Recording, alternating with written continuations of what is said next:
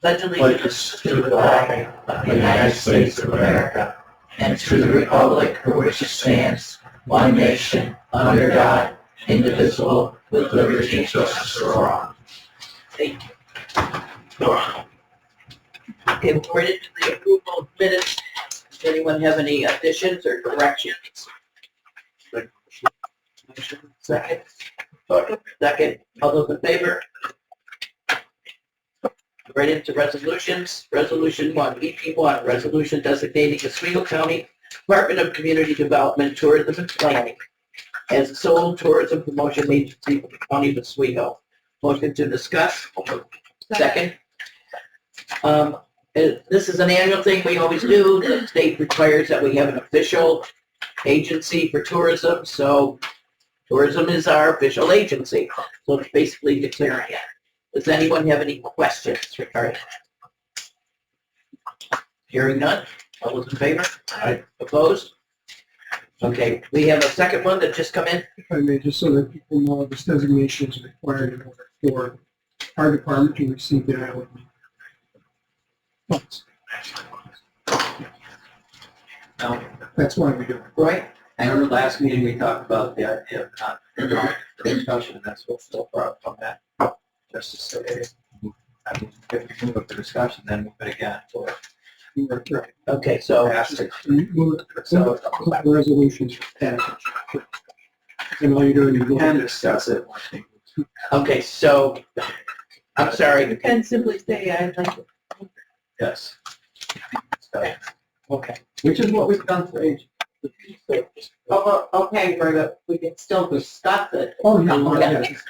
It's the word, I guess. He's in the verbiage here, but we just don't say discuss. We just say, I move the motion. I know, so, We're putting that for the next version. okay, But we don't follow Robert's.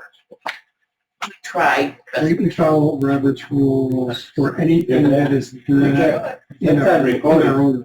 That's on recording. Yeah. Do we follow? Okay. All right, let's go into the resolution that you should have in front of you. It was brought forth. This is EP2, resolution authorizing the execution of professional service contract broadband network project. Move it to passage.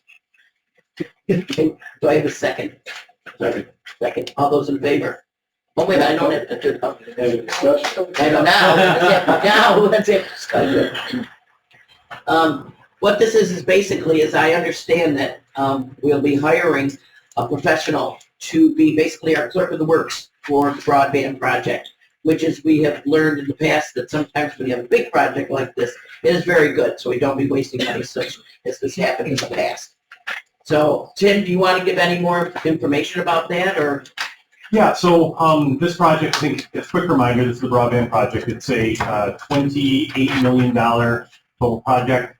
$24 million of that coming through a ConnectSol grant, and $4 million of it coming through our ARPA funds. The issue on both of those funding streams is that the project has to be 100% completed and reimbursed by the end of 26. We have just under 11,000 addresses that we have committed to serve in Oswego County.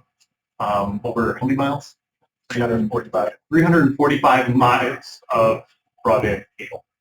And we have been meeting weekly with New York State ConnectSol office for months. And in some of the most recent ones, they have brought up some concerns about just the process, the amount of work, specifically in relation to National Grid and the poles that need our pitch. I think we've talked about this in the past, but there are thousands of poles that we need permission to put our cable on. Each one of them needs to be inspected and verified that they could handle the weight of it. So there's an incredibly long process. So in addition to National Grid owning poles, there's also a telecom that has electric poles. So we have been working through that process, I think, very diligently. But the state has indicated that there's additional funds available and that it would be very helpful for us to have somebody like this, the gentleman that, or the firm we're bringing in, specifically the gentleman who runs it, worked for DANC, the Development Authority of the North Country, for 20 years doing broadband, specifically this. The state encouraged us to reach out and look into bringing somebody like that on. And again, the funding is covered through the grant. We will have to front it, but it will be a reimbursed grant. So it doesn't cost us anything. We get somebody to keep us right on track to be able to share we're done in time. Any other? How did we arrive at this, gentlemen? Through state recommendation? Yeah, so we've had meetings with the state, like I said, every week, and out of that, one of the things they brought forward was a couple names of folks who've recently retired, who know this inside and out, and would be willing to work. And they will be specifically our guys, which is very helpful. We do have two other firms that we're working with directly. They have, I think the engineer that we work with has 10 to 15 other counties that are also their customers. So having somebody who is only looking at our plan is going to be a benefit for us, and it's what the state is encouraging us for. So there won't be any time and material, no overtime, no ironclad in the contract. Yeah, the expectation, what we've been told by the state, is that every expense for this gentleman is work that he does will be reimbursed through the grant. And my expectation is he will no longer be a partner with us. The contract is very clear through the end of this grant program. So at the end of 26, when this thing has to be completed and reimbursed, that would be the end of our relationship. How much overtime? A lot of it has to do with what he finds, so to speak. So one of the first things we're working with him to do is to get him caught up, so to speak, on all of the voluminous amounts of data and communication and all those other things. One of the things that we're looking at is, because of how long it's taking to get through the National Grid review process for those polls, it is possible we may not be able to serve 100% of the addresses that we planned on serving. We expected to be farther through this process. But because there's $600 million worth of federal funds backing this program statewide, there are 20 or so other projects that we're kind of competing with, all of them going through their electric companies and their telecoms. And the process is definitely slower than I think the state is expecting and hoping for.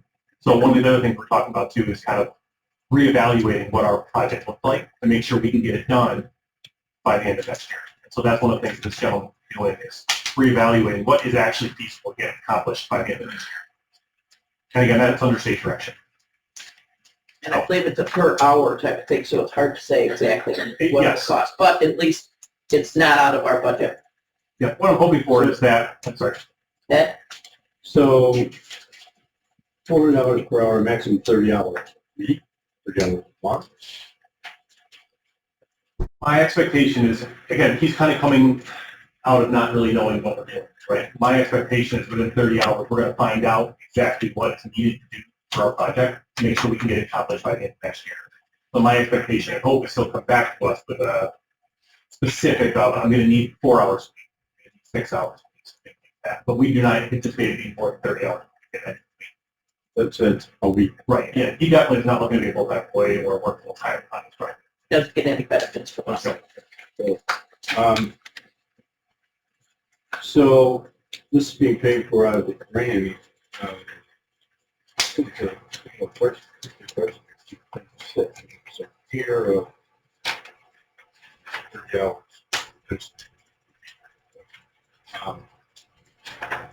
What's that going to do to our overall budget? Yes, And part two of that is, we reduce services, is that going to jeopardize the funding? well, no, because this is being directed by the state who oversees the funding. In fact, the gentleman that we're looking to bring on has worked directly with the Connecticut office, and literally Josh, the director down in New York City or in Albany for decades. But the purpose of bringing this guy on is to make sure that we accomplish this project in time. So the state is, like I said, encouraging us, which means they are open to whatever that cost, reimagining. 12,000 a week. Whatever it ends up being. Yeah. Absolutely. Well, if we don't get it done in time, we lose a lot more. We're on the hook. Yeah, for at least 4 million in capital. Yeah, so it's very important that we get this thing done right and get somebody that will keep us on task. Any other comments?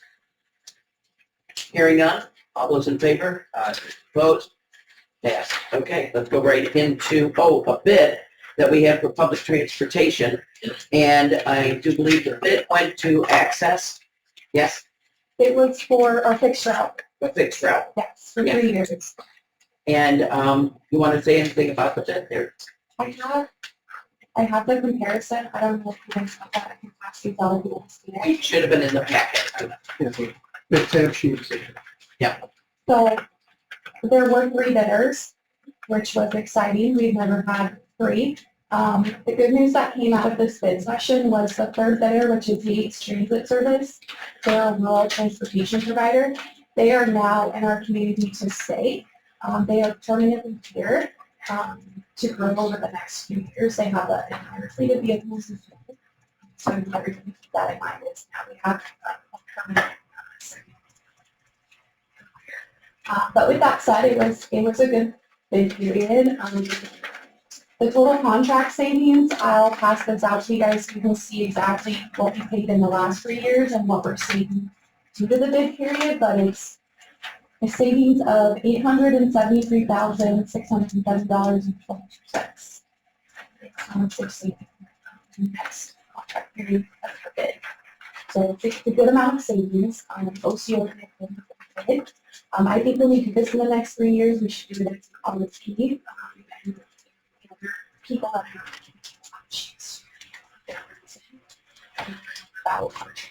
Yeah, to highlight the thing is that this is, I believe OCO came in $500,000 less than they normally come in from their current. and basically because we have competition. Yeah. And without competition, they were charging us $500,000. So this is good, excellent, that we were able to get somebody else interested so that we can save money and not think about all the money that we spent in the past. Frank? How flexible is it to be Flexible. in transportation, because OCO was not flexible. Every time you asked them for something, it was like trying to put a camel through and either trying to get anything done from them. It was very difficult. That's why I was never in favor of OCO, because every time I asked for something to be done, they always said, well, it's going to cost us, we got to do this. We don't have people for that. We don't have people for this. I mean, we want somebody that they're going to be representing us, and they're going to be doing it for us. We ask for it. It's done. Not giving us excuses. I think That's what I'm looking for. From my perspective, the contract is very solid. We've made a lot of contract adjustments over the past couple of years to protect us. But I haven't run into like pushback from them. We've been able, and we'll talk about some of the other services that we've been able to do, like making sure people have rights to vote. No, and I'm not talking about, I'm talking about the OCO themselves. The fact, before you came out, Yeah. we got a lot of kickback. OCO not wanting to do something or wanting so much more to do something that it was out of our realm to say, well, we can't pay for that, for this, and it shouldn't be that way. They've got competition now. So when we put other services out, for when we need something done, they're not going to be that we approach. We have a competitive environment now. So if they don't want to do it, that's fine. Because to be honest, we've got multiple vendors that are interested in our services. That's what I'm looking for. I'm looking for, I won't be here when you guys do this contract. I won't be here next year to ask this question. Yeah. But I'm just saying, don't even go there. Don't even go there. I didn't see you come in. But, will they be flexible? Because these guys are going to want, everybody's going to want something done. Okay? You are very great at it. Okay? But the company that you're dealing with, are they going to be flexible enough to you and say, if you bring something to them saying, Chesbro would like this, suggested this, you're more or less saying, she's suggesting it, but she's actually telling you this is what she wants. And is the company going to be that flexible, not like OCO? Well, this is OCO won the contract, so it is OCO. Yates? I thought Yates is the one that got the contract. No, No, OCO is a little bidder. Yates is a new transportation Yeah, provider. I know. I thought she said Yates. I thought you said No. Yates is the So one. Yates is permanently, yes, they are formerly known, or you guys know them as Oswego Industries VR. They have their Yates County transit system come down here and they have all of their vehicles here now. It's just they were not the low bidder on the bid. If we come out next I year. didn't see that coming. Yeah, so Seems Osceola, weird that their bid came down so much. Exactly. they've never had They competition never had before. competition. But they can see all the questions that, there was not just, there was 2 bidders asking questions to the purchasing department. So those questions are publicly posted. All of the bidders can see that there's multiple people asking questions. And so when they see that, they've never seen that before. They've never had anybody ask questions before on a bid that wasn't them, because they've never had any type of competition. So yeah, the bid dropped tremendously. But that's also an effort because of the other services that we provide with them. It's the fact that we're on a shared rent system. You know, it's more equitable. We would have seen a drop in this pricing even if we didn't have a competitive bidder because of other changes that we made with them. But it's a better result to have competition. That's our job. That's what we did as in the building management. We go out, we find, you know, one of them was a national provider, one of them was a local provider. So we went and we found a national bidder, and we found a local bidder. It just so happened that these two came out. And so, Good step in the right direction. yeah. Any other questions? Okay. Do we vote on bids? Yes. Yes. All those in favor? Opposed? Passed. Okay, let's get into financial reports. Operation Oswego County. I apologize in advance. I have a ton of stuff today to kind of hit, and then actually at the very end of it, Paul and I wanted to talk about an initiative we're working on together. That's maybe a competitive grant going through the regional council. So just kind of go through the highlights here. So in October, Oswego County sent a team to Phoenix, Arizona for Semicon West. It was a very successful trip.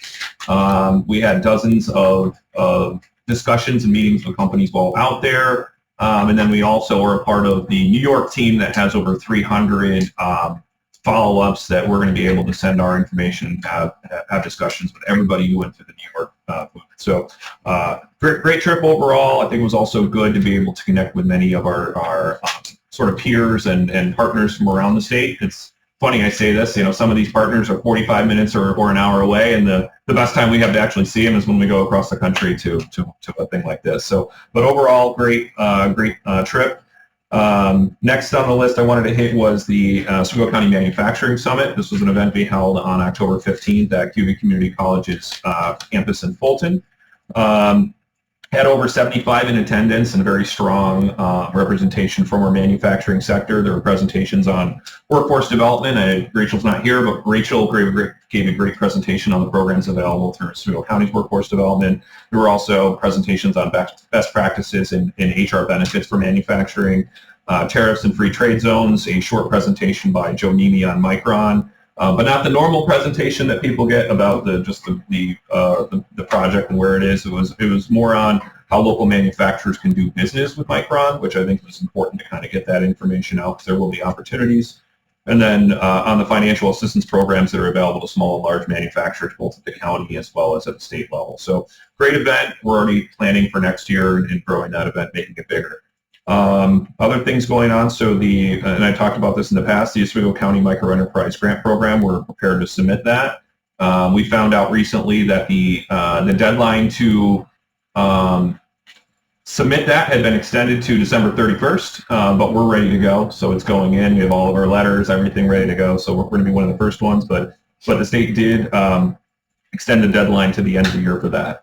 Also want to report that the Operation Oswego County strategic planning process is wrapping up. I actually have some information that I'm going to get out to you, Ed, today on that. That's sort of working with our consultant on that. That'll be hopefully approved before the end of the year or very early in 26. That's the plan as of now.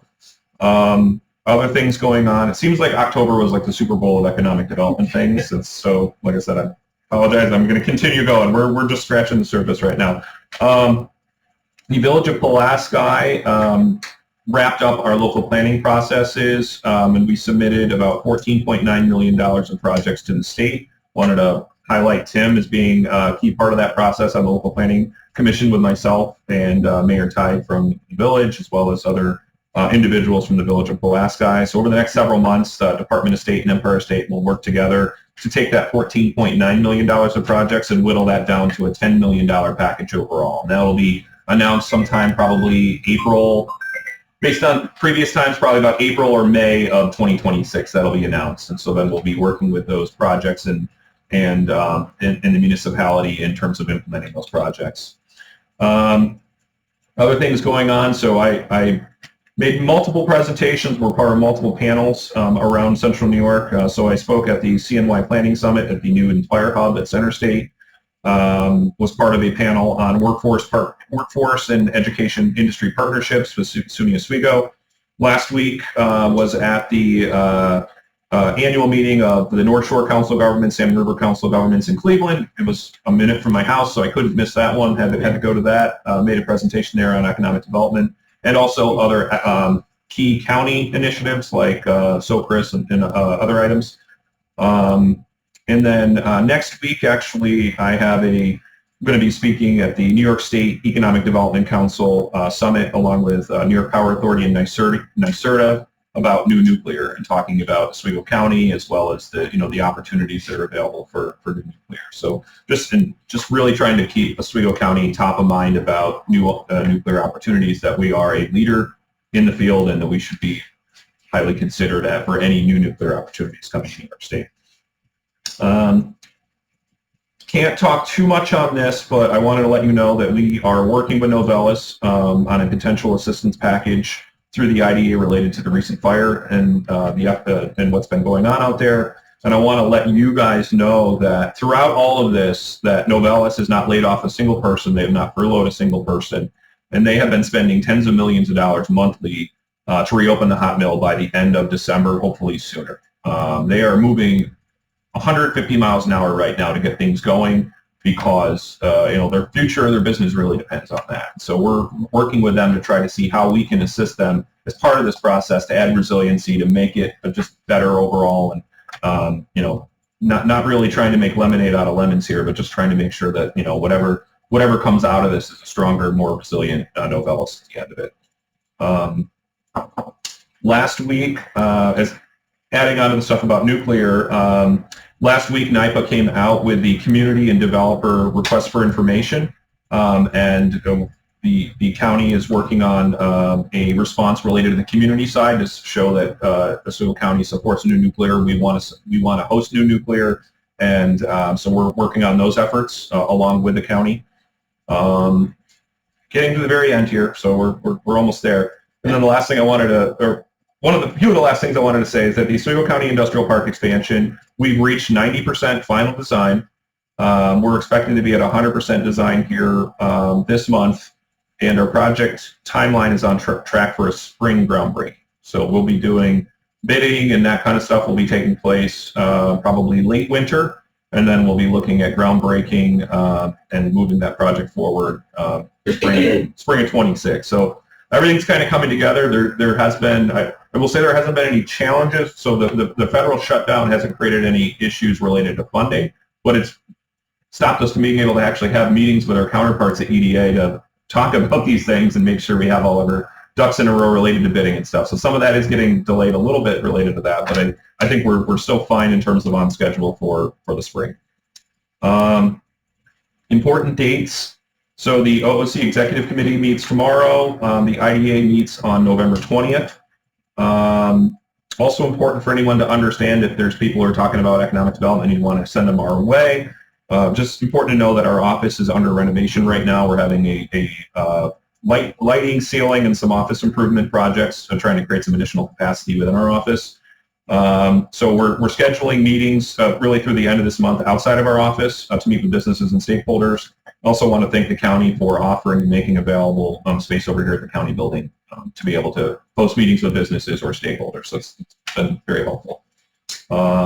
So last thing I want to bring up, and last but certainly not least, for several months we've been working with Cornell Cooperative Extension here in Oswego County to look at the potential of developing this sort of and I'm not going to, I'm going to let Paul talk some about, because he's really, his office is really the expert on some of this. We just really see the need and want to help support this moving forward. But the development of an Oswego County commercial kitchen and ag learning center. And, this is a project that would be between, I would say it would be led primarily through Cornell Cooperative Extension, also with strong partners at Operation Oswego County and City BOCES to really round out from the workforce development, education component, creating opportunities for farmers to have access to a value-add commercial kitchen that they can develop their products at. But this is it's part of a larger, it's called the CNY Achieve Grant. This is our proposal as a regional council for a up to $50 million award for Central New York, which Oswego County is a strong partner and has the opportunity to support projects within that. But it's around agriculture. Part of it is around the the improvement and of the regional market in Syracuse, but also how do all the other counties participate in that project and make it better, and what assets do we improve and have ourselves here in Oswego County to lead that one, add to that effort, but also add to our own effort. So spoke a lot, so I'm going to give Paul a chance to, anything you wanted to say on that, Paul? I'm glad that I stayed. I was able to get something in here. I didn't want you to be disappointed and go home and say Paul wasn't able to speak. So, first I need to give you just a little bit. First, I want to give you just a little bit of a background so that you understand what the need is. So, in New York State, if you are somebody who is an entrepreneur and you would like to bring a food product to market, you require two things. Number one, you have to have what's called a licensed 20C kitchen in order to prepare that product.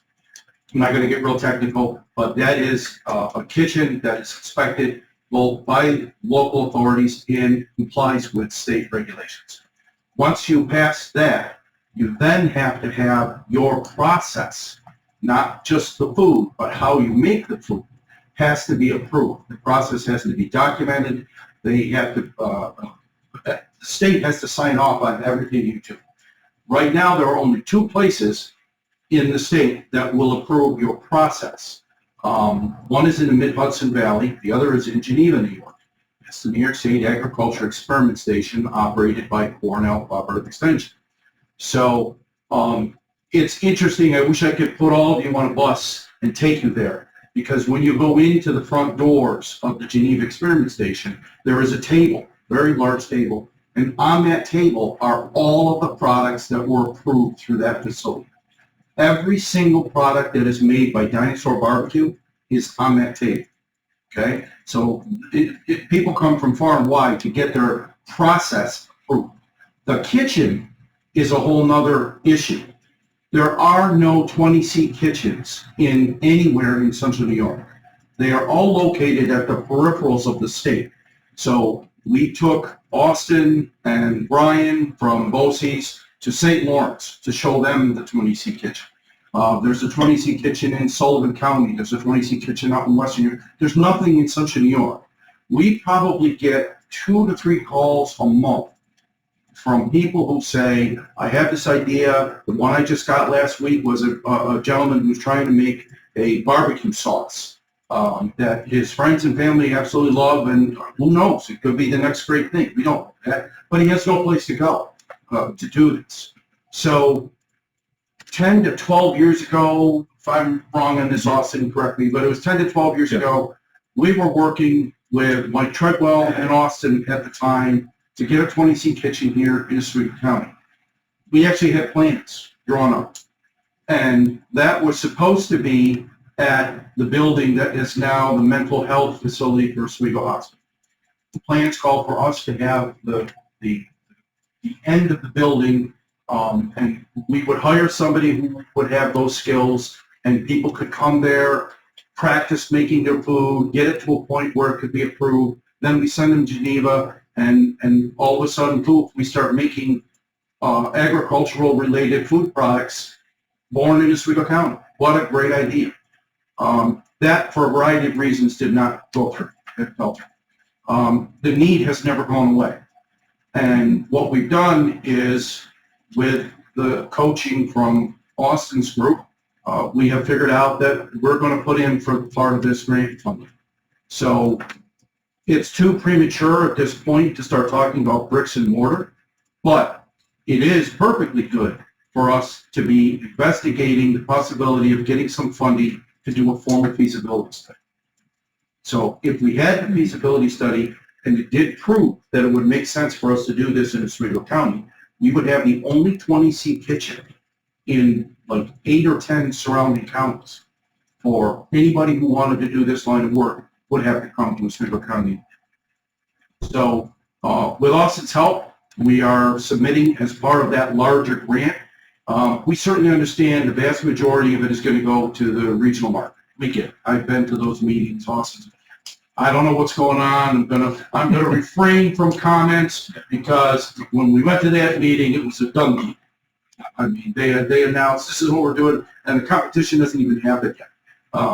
But so the vast majority of that funding is going to go to regional. All we want is a little slice. Yeah. You know, we want to walk away from this thing with a feasibility study that says, yes, it makes sense for us to do this in Oswego County. It makes sense for us to have products that are going to be branded made in Oswego County. That's what we're trying to do. Yeah. And just to add on that, in terms of how that kind of came about, it's a big idea competition, $50 million. There's three regions that are going to win out of 10.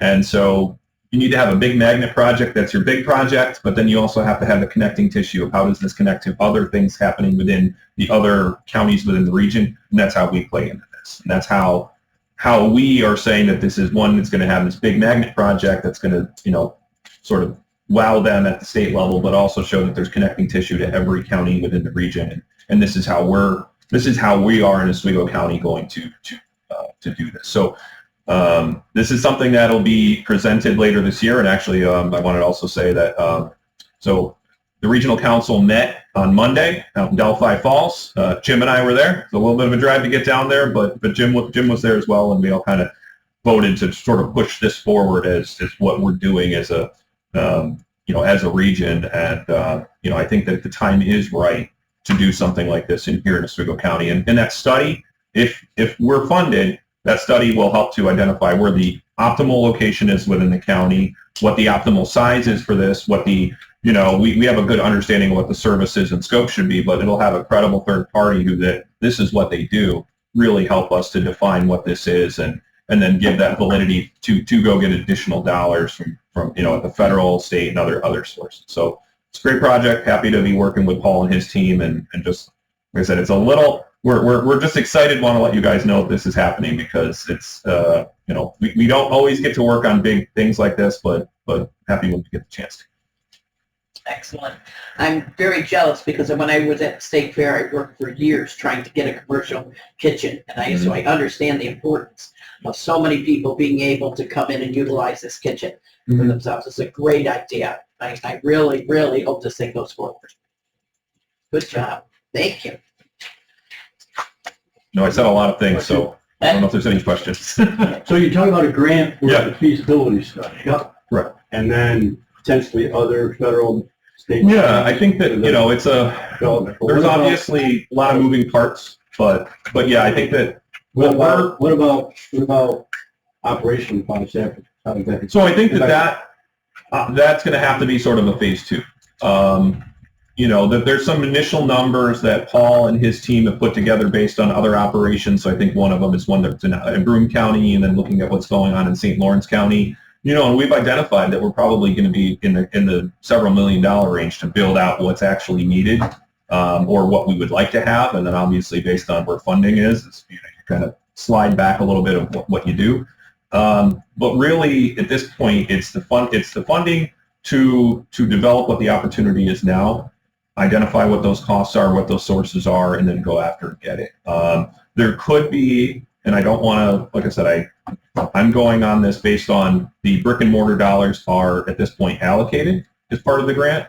But if the project at the regional level, the Syracuse Regional Market Project is potentially reduced in scope, or they don't utilize all the funds that have been allocated to a project, there would be additional dollars, but that doesn't normally work that way. Usually things cost more and you need more money. It's not that they're less and, you know, there's other dollars available. But what I would say, if there ends up being things that get scaled back in any way, there could be potential, but we need to win the competition first. to me, it's, we got to win the competition first. So we support the regional idea and how we can get there. And then we'll figure out how we divvy up some of those dollars above and beyond what the feasibility portion is. If and when we win.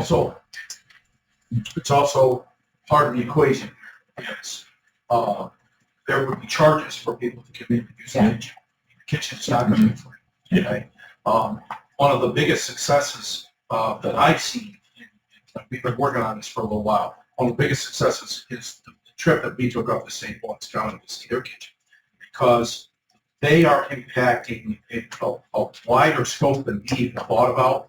So just real quickly, what they're doing up there is the local growers and producers make arrangements with a third party who is responsible for preparing food and packing it under contract with the local BOCES. So the local food gets processed at 20C Kitchen by a third party, and BOCES then purchases that food under cooperative agreements with other schools. And I think they said there's 6 schools or 5 schools that are purchasing food for lunches that's coming directly from the local farmers.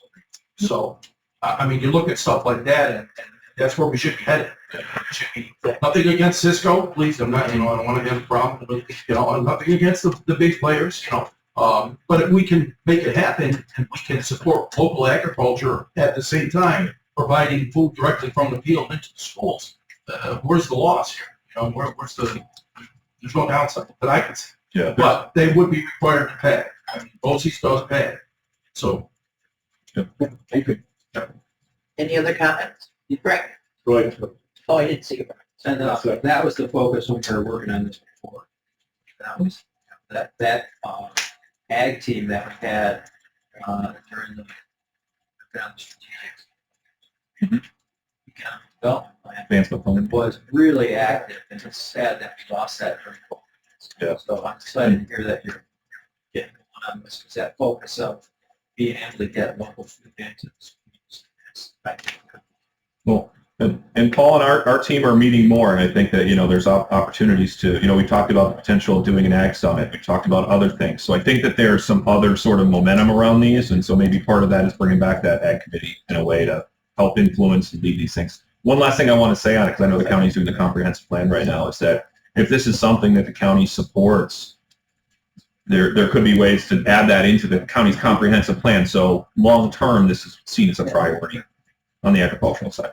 Well, our logo of the Oswego County shows a plow on there. It is about agriculture in our county, right? Well, Agreed. Austin, Yeah. all interesting information. Novellas, I'm sure there's a major insurance claim pending here.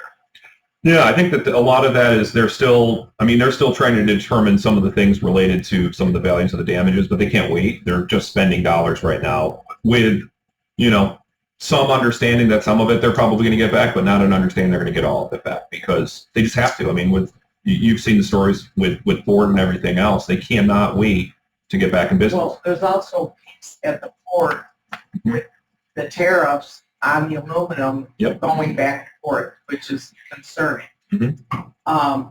So would we be reimbursed if they're covered by insurance? How does that work? This is kind of a...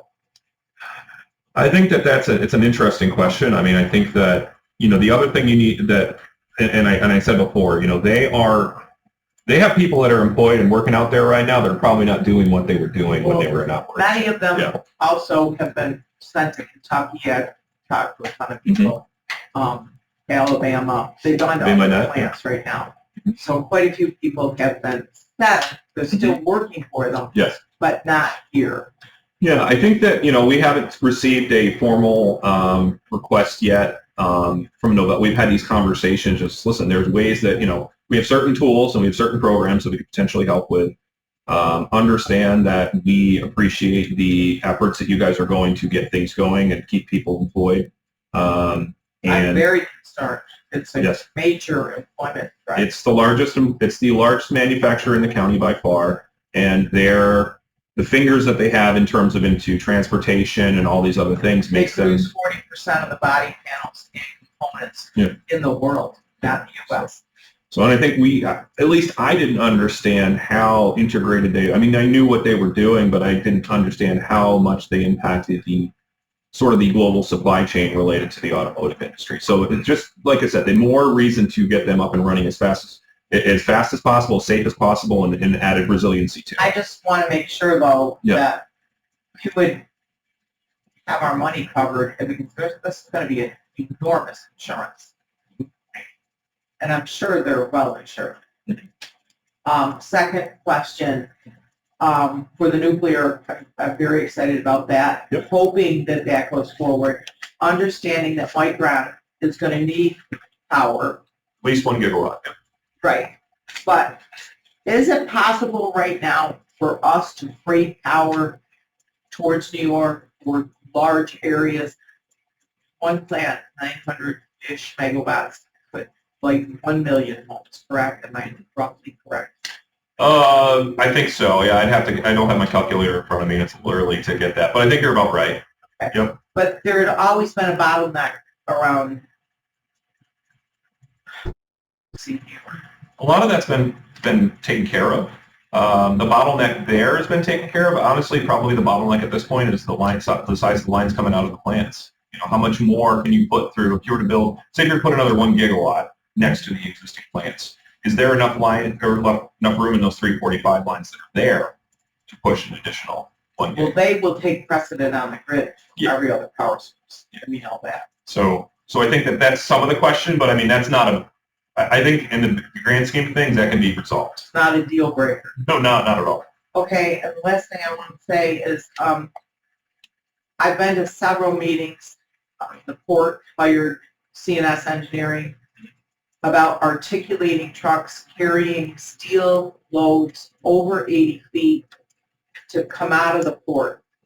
They'd like to get it there in 35 to 38 minutes from unload, probably from the Rouge plant across the lake to here onto articulating trucks. And it would make the most sense to go straight out of the port. Can't make a lot of turns. CNS, I'm sure you saw the CNS Yeah, I have. presentation. So I just feel that that island on First Street would be much better served painted, and plow drivers have all said to me, there should be no medians in Oswego County ever or bump outs. It just shouldn't exist. If you try to plow, you should get to plow and see what happens to you when you're trying to Wake go. you up in the morning when you have Yeah, it's ridiculous, but it would just be nice. It wouldn't be like a constant thing.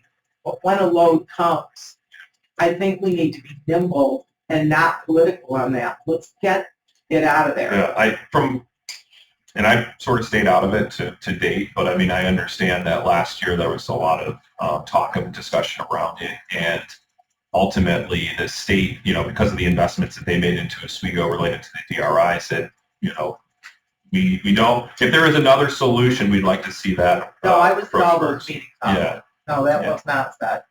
It was not said. by the governor. The board said that they would pick up the cost of fuel Sure. like 35 or 40 feet and paint it, that solution. Yeah. Leaving the parking and all that, but I really think it's an important issue, and it transcends any political, anything. We need the business. Right now, the port's about empty of tariffs. There's no activity. There's not a lot of ships coming into the waters. No feeding ships are in. That's concerning. So I just hope you stay focused on that. And it is sad that literacy volunteers no longer exist in Oswego County. I encourage that. I followed the That's whole very sad. track. Yeah. That is sad. Thank you for all you do. Frank? 3 points, okay, real quick. Well, I want to thank you for keeping it under half hour. I can keep going if you'd like. See now, Open the door, Frank. You open the door. Very good, Well, very good. The animals got to be heard. Yeah. Gotcha. Trip to Arizona, were there any legislators or in the contingency that went? So, Chairman of the Legislature, Jim Witherup attended. Yes, it was He myself. got his tan. I'll give you the list. It was, we were strategic about the team. So it was myself from Economic Development, it was Chairman, it was Rachel Pierce for Workforce Development, and it was Mark Lombardo to represent infrastructure. Good, thank you. Two other points relative to the Building 30 project. Now, I thought I heard the mayor say something in the fact that we're looking at till spring of next year or middle of next year or something. And I thought you had said that you're going to be starting on it, the demo at the end of, in November or December. So what is happening? Just give me a date. Sure. I don't have an exact date for you. I would say probably the mayor's probably correct on that they're looking at a demo time that would probably be related to the spring. I don't know if that's related, I think that there's a couple things that they're trying to tie up related to that that would probably relate to that time frame more than right now. But other than that, I have not heard of any new specifics related to the demo on that. I know that I've heard more related to what's to come in the building, but I think that everything still lines up for, because I think that even if they were to take it down now, then you're still waiting to do something till the spring anyway. So I think they're just looking at keeping that process together. You guys are taking that down, right? Or CDM is. CDM. Correct. That's who you're. CDM is building the project. CDM is going to own the building that is there, and they're, and we're working with them to identify tenants and other things like that. But we've assigned grant dollars that the IDA has secured to CDM. Yep. Right, and the housing project. Correct. Yep. The one on the corner of Bay and 7. That's a different project. Yeah. What is the? So What do you know on that one? So they have an application into HCR right now related to tax credits to help finance the project, and so they're just waiting on that to be approved.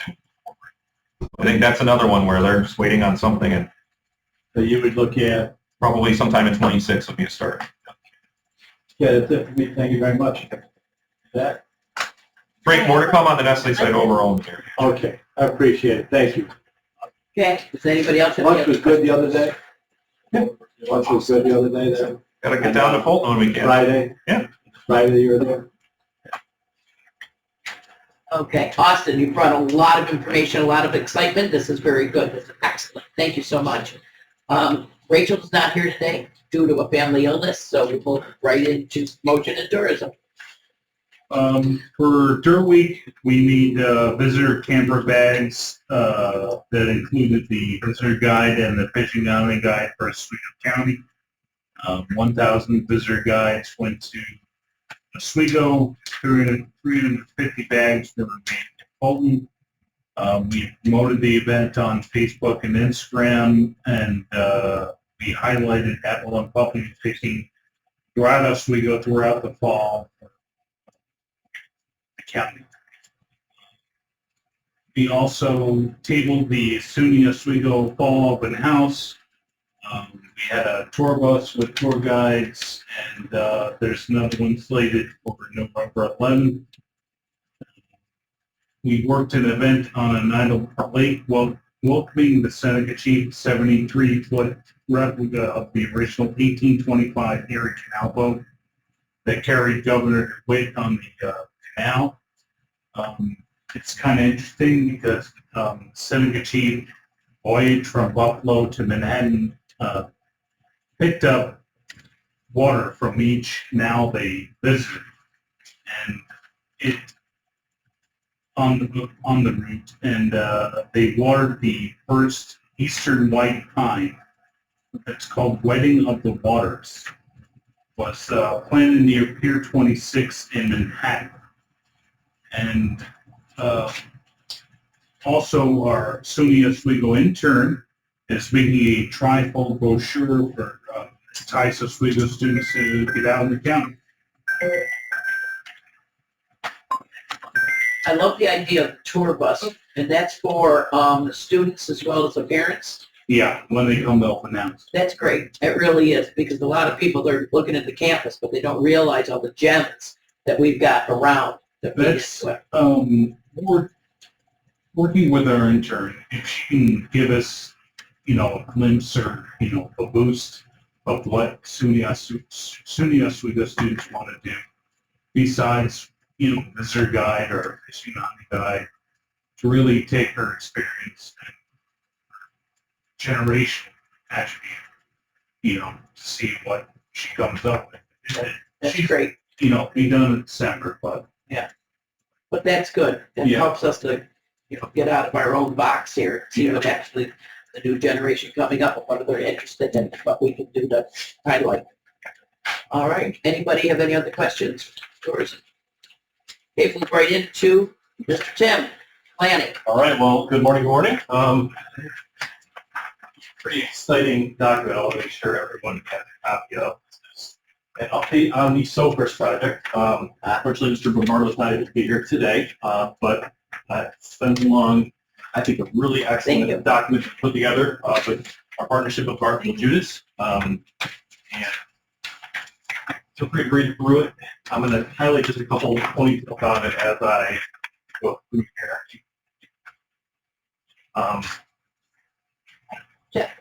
Oh, thank you.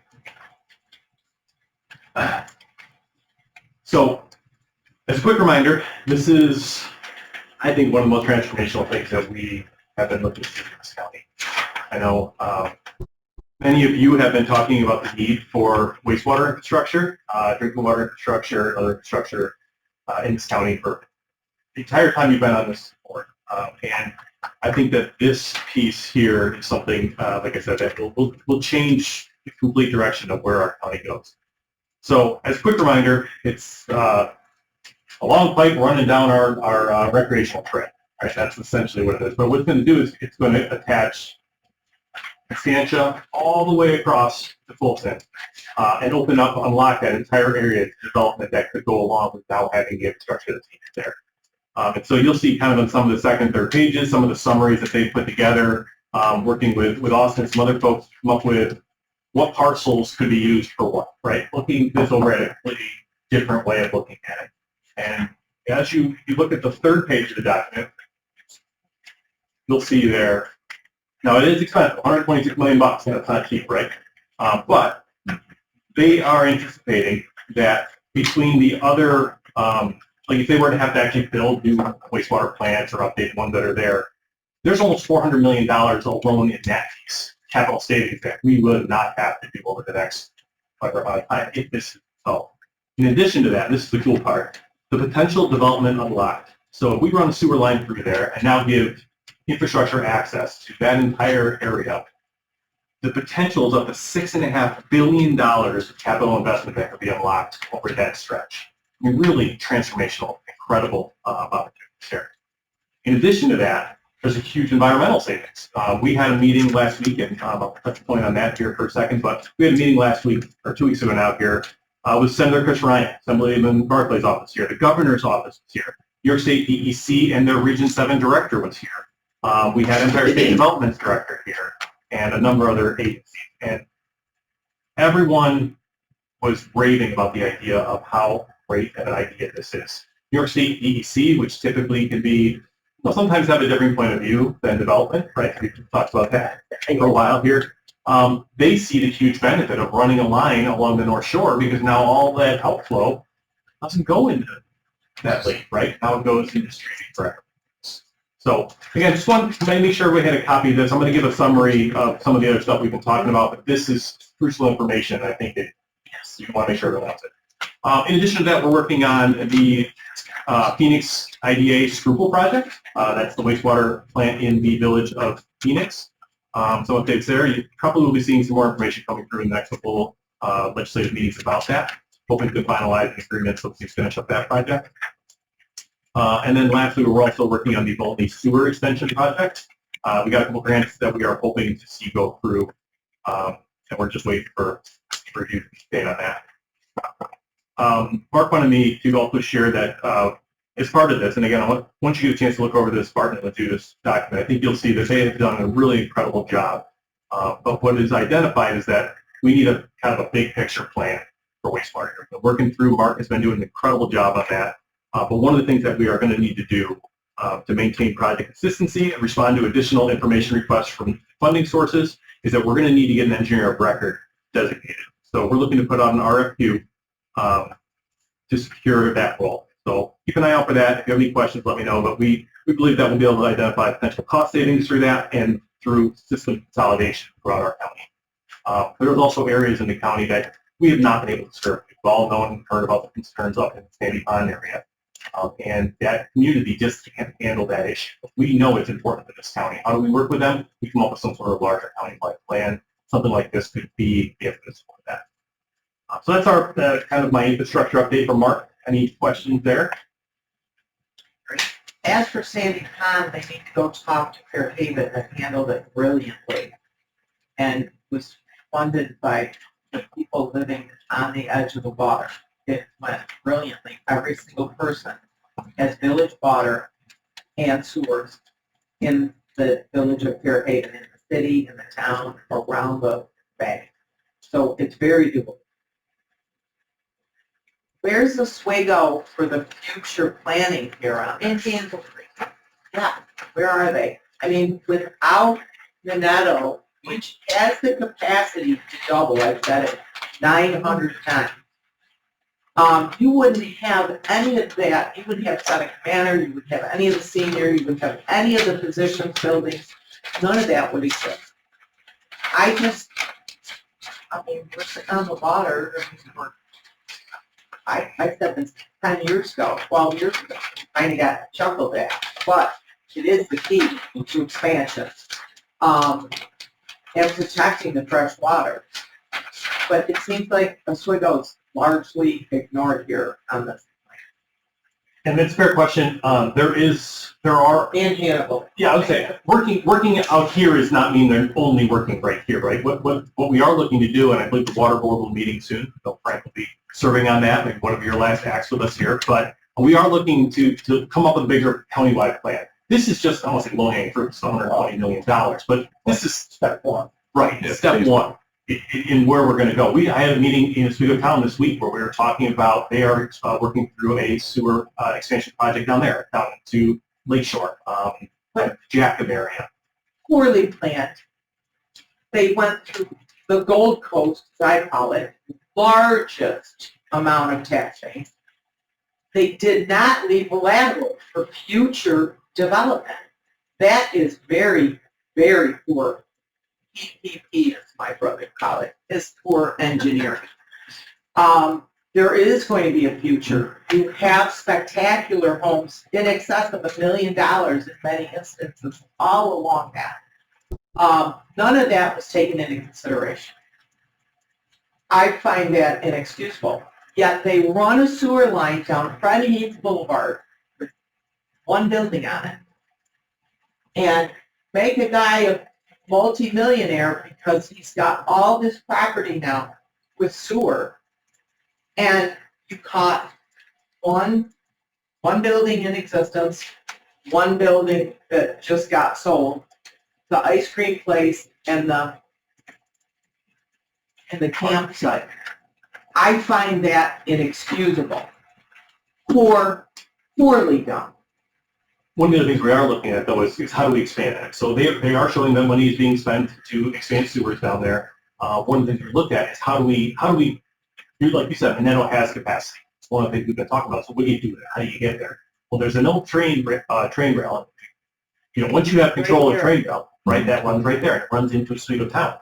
And we've had conversations directed to speak with the owners of that. And there is interest in potentially having that become a county. Right down to 125. I mean, there's a lot of Oh, sure. that you can go. And there's pretty dense populations there. Right. But to not have laterals in place for those residents on Lakeshore Drive is outrageous. But as far as big picture, you had asked about big picture county-wise. Hannibal, obviously, we've talked a little bit about what that looks like in the village. We've had conversations about the need out there as well. I mean, in reality, the two options are you run from Oswego, down 104, or you run from Minetto, right? One of those two options. If you could expand Minetto, give them some money, and I'm sure it would be wide open for it. So, the conversation is happening. I mean, in this room, we've talked about it, but I'm in each of these communities. I'm talking to their town supervisors. You know, the community needs to want it. We talked about, 25 years ago when the county tried to do the water district, right? And it failed the referendum. The community didn't want it. They didn't know well enough about it, whatever. We need to make sure the They community. didn't realize they had an asbestos line going up 104 that was crumbling. They pulled a piece out of the ground and there were 5 repairs at like 11 feet. It was falling apart. You couldn't get any water pressure down the road. You could. So, I mean, that was a crumbling system in place. I just want to say, Okay, if I can, just to add on to Legislator Shad's point, is that more reason that the county needs to be involved in these projects going forward, be involved in the long-term planning and make sure that we're not short-sighted because it's the cheapest way to do the project and then doesn't leave opportunity for the future. I mean, that I think is ultimately, and that's a part of SOCRIS here, is that if we were to leave the local communities to their own devices, one, they would never do it, it would never get done, and it's going to be more expensive, and we're going to leave a lot of opportunities on the table, and we have a huge opportunity. Or they run it down a road with nobody on it. Yeah, so it's more Which reason is to have what they did. Tim and other people at the county involved, either through some sort of an LDC or authority to. You need authority. We've actually met with a number of attorneys to discuss that, whether it be an authority or a local development corporation. Whatever. Same type of thing gets done. To expound a little bit on what Tim and Austin have said, one of the initial phases of this whole project was we've gone to all the municipalities and in fact checked, done a little bit of research, what's your capacity, who needs it, where can we go? And actually, we're having a meeting tomorrow with the village of Parish today, about some problems and some things they got there. So I'm trying to look at it overall. I mean, your concerns are 100% valid, but this is kind of like a big step. Again, has been said, but Austin and I were at the meeting in Delphi Falls yesterday. The director for the DEC jumped its chance to mention this to everybody there, all of that Empire State and everything. Oswego County is moving forward, so it's kind of, it was nice that for once the DEC seems to be on our side, but now we need to change it for a Well, Jim, I also feel that we're crucial. We're sitting on 2% of the Earth's fresh water, and that needs to be protected. Oh, Fluent discharge. Yep. Everything's got city water now, so you're super saturating the ground. That's proven. 100%. That's why we've been involved with the DEC, and that's why this project is so important. But you can't fix everything all at once. So hopefully get started. It's just really heart-wrenching when you see a project go down a major road with no laterals and no options. I think this gives the county an opportunity to really look at this. And if nothing else, I think, and it starts with, the elephant in the room is Micron. And it kind of brought us all, oh, wow, we really are behind in infrastructure. We are poorly behind. So now we're on board. We're starting and we may be a day late, but we're going for it. We're learning. We're going to find out how to do this and we can continue it for the rest of the county. 100%. We're going where we are asked to go and where we're wanted. People want our help. We're not going to force this on anybody. We're not going to come into the town the flash guy and take over. That's not our fault. So you want the townships to come forward. A lot of them have been contacted, not in a formal setting per se, but yeah, absolutely. If whatever town wants to ask us, we can have those discussions. That's part of our job, part of this. I mean, you've also got an Armstrong waste treatment plant. We've been very kind, whatever their name is now, 42 sub layers later, but we've been very, very kind to them about power charges. Sure. And they've been unkind to us about effluent discharge, return water Right. coming back. Some of the dynamic is changing right now. Stansky and the plant works, that's all being revisited. But along those lines, and Mark and Tim and his gang have actually gone and looked. There's even a plant, Field Shore, technical things up at Glasgow. They have a plant that they've asked us to be up there, did a preliminary tour of that, to try to put this, all together. How can it all work? And like say, let's future village parish has problems. They don't have the money or the energy to work on that. A lot of it comes out of energy, the expertise to get their plan going. But if that was then able to expand, we could get into the town of Parish and actually then tie the bottom part of the town of Parish to the top part of the town of Hastings. It would all feed into the system. What does one of these systems cost? All then. So the one at Miller's is a lost cause. No, that's gone. Austin owns that. You're talking about what? That's Austin. It's a He's development. gonna wave his wand, remember? We, That's what Mike said, we're gonna wave our wand. pre-COVID, it was $25 million just for the plant alone. That didn't include any of the conveyance lines.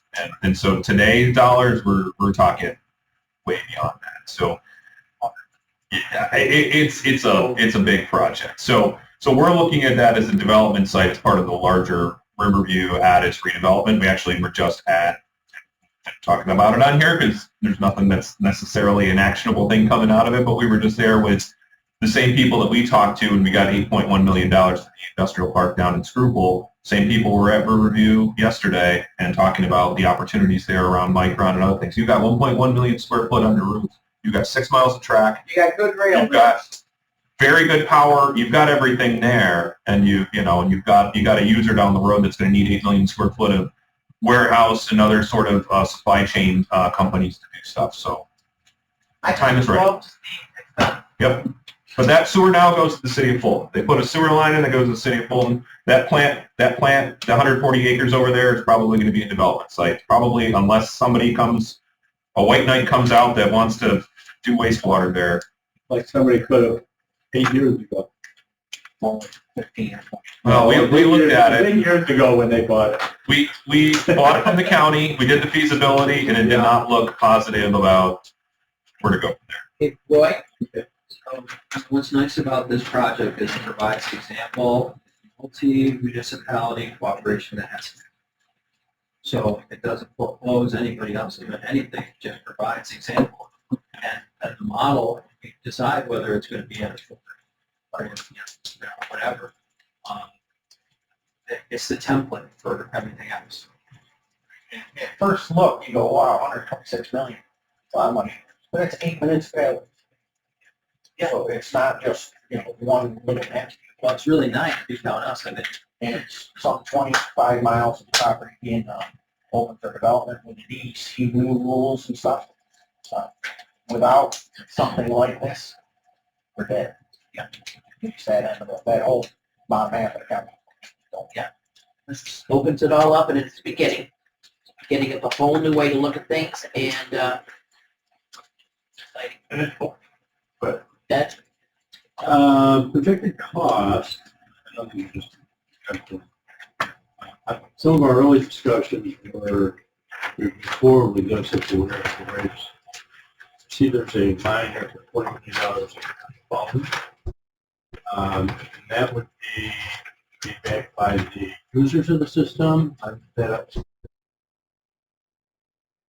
About 20 million, if we get it for less than that.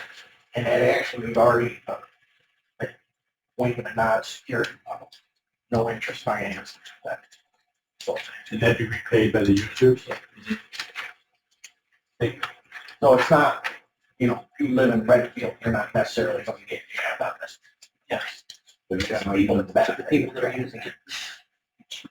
User's tax, way to go. So, and I'll just jump over to the other piece, and I think it does partner well with this, is we are now working with towns and villages that the county really has never had good relationships and communication plans with. We are right now working with Central Square, West Monroe, Constantia, Albion, Pulaski, Richland, and Cleveland through our relationship with Northside. We're working with regional planning, or not Northside, Doug Milfish. We're working with Regional Planning Board on Town and Village of Hannibal, Town and Village of Mexico, Oswego Town, Town of Volney actively. We're working with CNS and the Village of Pulaski, and I believe Town of Hastings as well. And then we're also working directly with Schuylkill and Granby on other projects.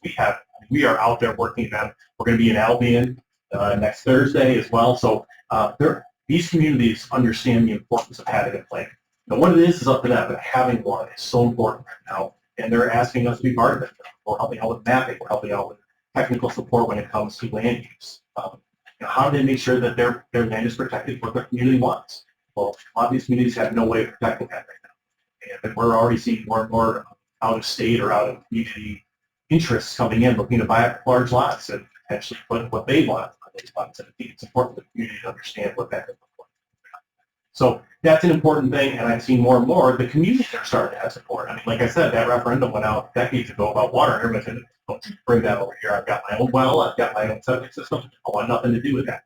People are starting to realize more and more that that has a shelf life. There needs to be a bigger plan. So the community is starting to have that buy-in. And as you said, Bree, when, how they, for planning on that, that's why now the county, a little bit more communication and taking over and really figuring out, is it, the correct way to do it? There has to be more. There has to be, yeah, And, or you really slug the landowner, just pay the freight.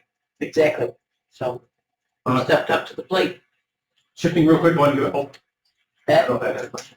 I know we had allocated some funds to financial assistance committees. Sure do. Are those funds still available? Yep, so I was going to shift to ARPA. So those are ARPA funds that the county legislature set aside, about $56,000.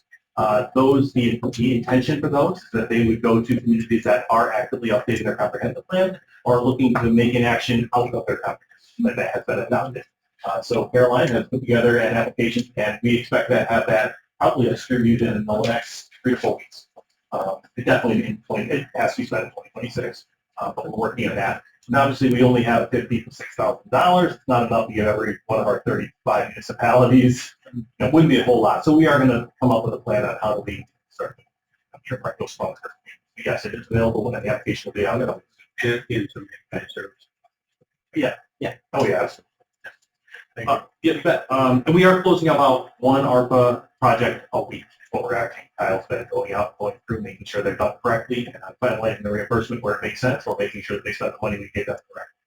So we are how the federal guidelines as well, and we're making sure that we have all that. now, what happens to those that they're not doing it correctly? Well, the quarterly, they do report to Kyle. Kyle is overseeing them on a quarterly basis. So even the ones that haven't completed yet, we feel comfortable they're going to. There's some reason why they haven't been able to. There's probably 1 or 2 that are risky, and we're working with them directly. To your question, though, if it isn't completed or reimbursed, the funds are not distributed, and they essentially return back to us at the end of the year. Anything that is uncommitted, that we're not able to recommit something else that's eligible, we can go back to that. And I know some projects have adjusted. Kyle has been very good in keeping them in their lane, at least the money's being spent in that chance. Really, he's been keeping an eye on all those projects. There's over 100 of them. So as you can imagine, a lot of work is done with that. We feel pretty confident. Almost every one of them will complete and be fully reimbursed for the end of the deadline. Excellent oversight. That's what it's all about. Okay, any other, Frank? I don't know if this goes to planning or motion. Several years ago, there was a plan to put a boat launch just down from DMV, Single DMV. And it was, yeah, that was, highly contested by the minority caucus that should be out there. What's happening with it? Anybody got any? Because I think people think it's going to be put on the back burner and we're not going to forget about it. I don't think we're going to forget about it. Well, I will tell you that project has not been completed, will not be completed, and the additional grant funds were returned back to the state on that project. So we can throw it up for sale, we think? Well, I mean, the county sold the property. We did, essentially it was funding for a feasibility study. We did the feasibility study and ultimately found out it was about a $900,000 project, not a $150,000 project, which I think was the initial cost. So substantially more expensive. So. Did you say, are all of our documents saved from the ARPA distribution? Do we have all of the original documents filed? Or? Oh, for ARPA, yes. That wasn't ARPA. Just to be clear, that was not an ARPA project. Right, I know. Right, but yes, all the ARPA documents we store, we are required to save them. We forget the exact years, but it's at least 5 or 6 years, and we do have all of that stored. Yeah, so, thank you. I'm set. You're set. Okay, anyone else? Not, but, okay. Let's go right into our last one, mobility management.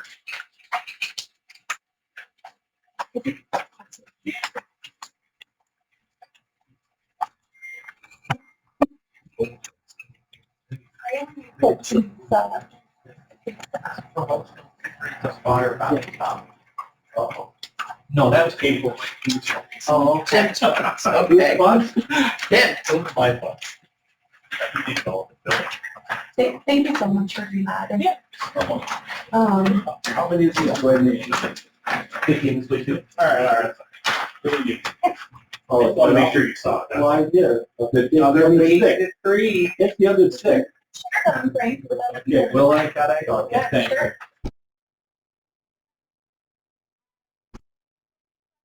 Our chiefs today. So as of yesterday, our mobility management team moved into the old POD building. So we are in our office location, which has old school keys. So thank you. We do have our TAC meeting. This is the last TAC meeting that we'll have for the year. It's today at 12:30. So if you're able to go, please go today. Lots of great updates there. And we do this letter in the front is exciting for us. So we received our federal funding. I know a lot of people have been concerned about federal funding, but this is our award for the FY 24-25 year.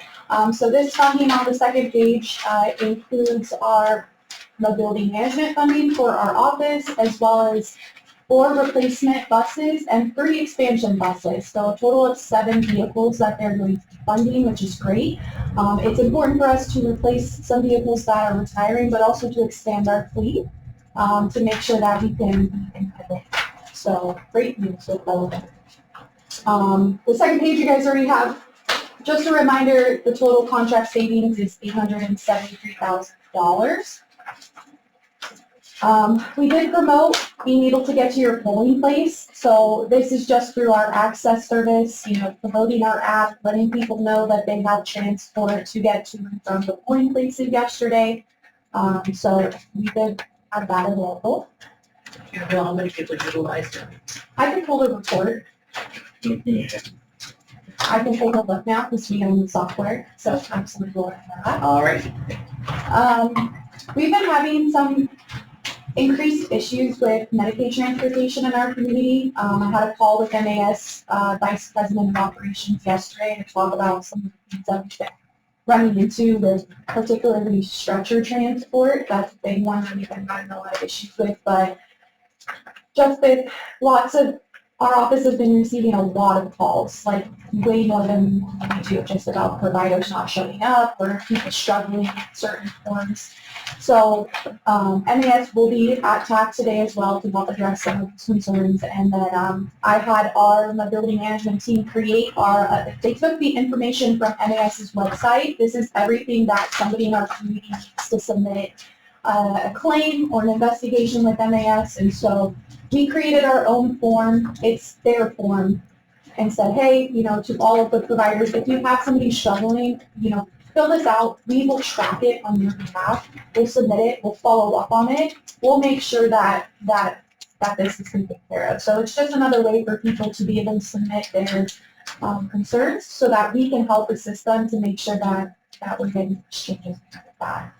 So it's just an additional form that hopefully will help flow the process. Sometimes people have trouble getting to MAS's website, doing it digitally, calling them to try to talk to a representative. It's just not working right now. They're calling our office. So this is a way I can directly take information.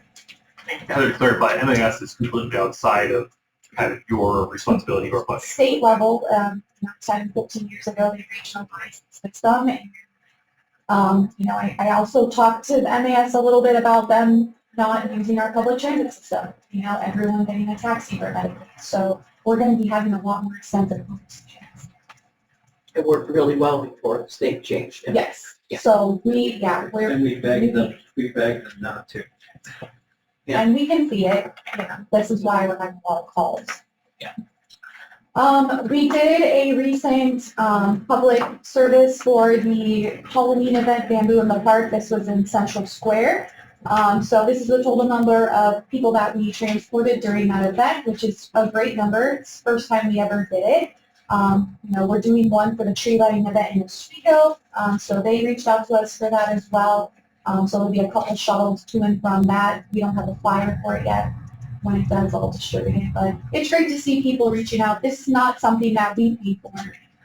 This is something that's sponsored or that the events that we for at Magnificent Display our buses that help provide the service.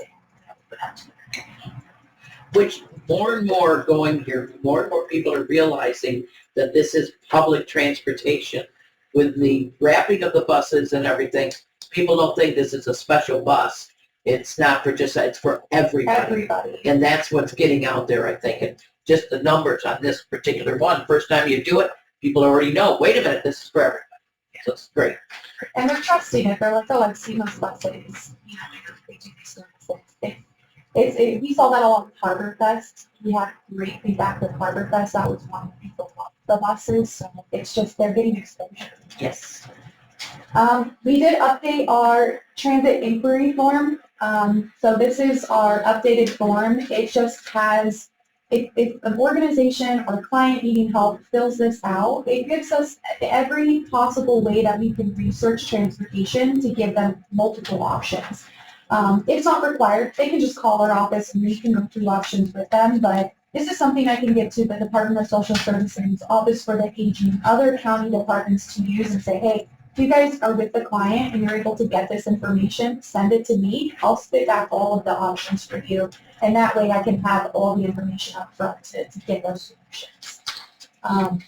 We do have a general inbox for that. So we have an email at the bottom. This is eta@oswegocounty.com where all these forms will go. That's an email that all three of us have access to. And it just kind of keeps that out of our main emails so that we can all work on transit planning together. Whoever can get to that ticket or that request first, we'll do it.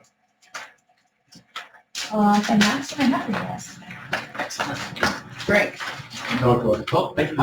How do you monitor that? There's multiple people answering. How are you tracking? Make sure that it's Tracking sheet, it's a live document, so every time that we have something being answered, this form gets put into a folder and it gets entered onto the tracking sheet. We know exactly what solution was given to that person and when it was. So if that person, for example, they're perfect fit for Central Bus Line, whoever answered this request would go into the tracking sheet and say, hey, we provided a full bus itinerary and gave them 10 bus stops. how's your app? Wonderful. I actually have been pulling a lot of the ride rating reports, which allows us to see comments from riders. They get to rate the riding 1 to 5 stars. So you get to see, per driver. They can compliment the driver, they can compliment the service, they can give feedback. So I've been pulling all of those reports. There's a high 5-star rating right now. There's very, very few 1 and 2 stars, if any at all, since we began the service. It's been exploding. We're doing, because of the software, an additional 100 to 150 trips a day because of what the software is able to do. It's putting people on vehicles and it's adjusting the schedule, and so it's able to increase how many people. Yeah, it's been. Well, this should really help with the new regulations for SNAP and Medicaid. People have to be volunteering, working, or going to school. Well, this type of ability and information out there, it should help a lot of people to be able to get the requirements taken care of. 100%. Yeah. We're also working with the Shipman Foundation, possibly Extreme Industries. They've come to us in very beginning phases. We're just talking about potentially trying to pilot something with to the registry vehicles. Their staff to help give them work experience, people with disabilities and also the Hannibal Food Pantry is the prime location that we're looking at pilot at. But to do delivery from Hannibal Food Pantry as pilot, a delivery model from the food pantry instead of that. Because sometimes people have very large families and keep very family of 5 groceries back on the bus. They can't carry 12 boxes on the food pantry. So we're trying to find creative solutions to help do another week at people. And so that's something we're looking at with Shipman Foundation starter money, Sweden Industries, and providing jobs. This is kind of like Meals on Wheels on steroids. Yes, that's correct. For everybody. Excellent. Right? Okay. You took my one question, and that's good. Recently, I've seen the notice of the doctor's office. It says out-of-county medical appointment through Office of the Aging. Yes. And I thought that at one point in time, we couldn't go outside the county for our transportation. Is that something new that I didn't, because I could have been asleep during that meeting. I don't know. Yeah. I kind of doubt it. So Sarah Sunday, if you come to TAC today, will actually be presenting on GoGo Grandparent, which is what that service is. So if you come to TAC, she'll talk a little more. But she did get seed money for that 2 years ago, 1 to 2 years ago. A lot of counties got seed money. GoGo Grandparent is a platform. They're their own. They have a subscription model where people can have grocery deliveries and transportation. But they used that model and gave OFA some money to kind of pay for some of those services for people that aren't leaving. So I tell people, don't go to their GoGo Grandparent website because it's going to say pay for it. Go to our Office for the Aging. They have a code that will get them to get the transportation. But yes, they can transport anywhere now inside the county as well, or outside of the county for clients that are not on Medicaid. It's Medicare clients only. And they can go up to 100 miles in any direction free of charge for that funding. They can bring up to 3 support people with them. So if they're going to a treatment and they need to have a family member or just someone in general, they can bring 3 people. They say they do the garages. Yeah. They wait. Yeah, so it's a partnership between Lyft, Uber, and we have a local transit provider that also is within the system. So typically our local taxi provider that's contracted to GoGo Grandparent, they have been picking up a lot of the trips. Locally, it's New York Transportation. They have been doing a lot of local trips here, but if they go all the way up to Rochester, it's in their best interest to stay. They're not going to send them all the way back and have them go all the way back up there. It's too much money. They'll live there. So I did have a senior call me about needing a PET scan in Syracuse. So you're not gonna go online to them. No, just have a flyer. We're making a new brochure for it right now, but there's a phone number that they call. I tell them to be patient because Sarah lost one of her employees, and that employee was the one that was managing this program. So Sarah Sunday by herself. What number should we call? It's Office for the Aging. It's Office for the Aging. I think I want to check with Sarah because I don't know if she's having to call a different number since that employee's going right now.